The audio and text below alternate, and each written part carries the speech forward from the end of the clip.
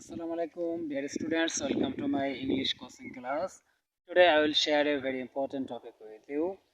I hope you will watch my video until it ends. আজকের বিষয়টা হচ্ছে use to এর ব্যবহার। খুব ইন্টারেস্টিং একটা বিষয়, আশা করি তোমরা শেষ পর্যন্ত দেখবে। কখন আমরা ইউজ টু ব্যবহার করে থাকি? অতীতের কোনো অভ্যাসগত কাজ প্রকাশের ক্ষেত্রে আমরা ইউজ টু ব্যবহার করে থাকি। অর্থাৎ যে কাজগুলো করতে আমি বাধ্য ছিলাম না, যে কাজগুলো করা আমার শখ ছিল, আমার ভালো লাগার বিষয় ছিল, সেই কাজগুলো প্রকাশের ক্ষেত্রে আমরা ইউজ টু ব্যবহার করে থাকি। তো গঠনটা আমরা জেনে নিই। প্রথমে সাবজেক্ট, এরপরে হচ্ছে ইউজ টু, এরপরে ভার্বের প্রেজেন্ট ফর্ম, এরপরে হচ্ছে এক্সটেনশন, তারপরে ফুল স্টপ। তো আমরা দেখি কয়েকটা বাক্য। যেমন আমি নদীতে গোসল করতাম।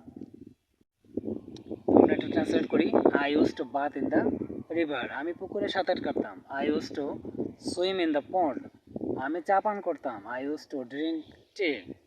আমি শ্রেণীতে প্রথম বেঞ্চে বসতাম। I use to sit in the first bench of the class. আমি ক্রিকেট খেলতাম। I use to play cricket. এভাবে আমি ছবি আঁকতাম। I use to draw pictures.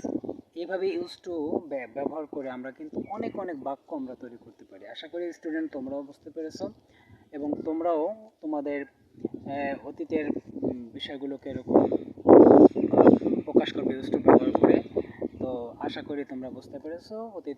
পরবর্তীতে আরও ভিডিও নিয়ে তোমার সামনে হাজির হবো। আল্লাহ হাফেজ।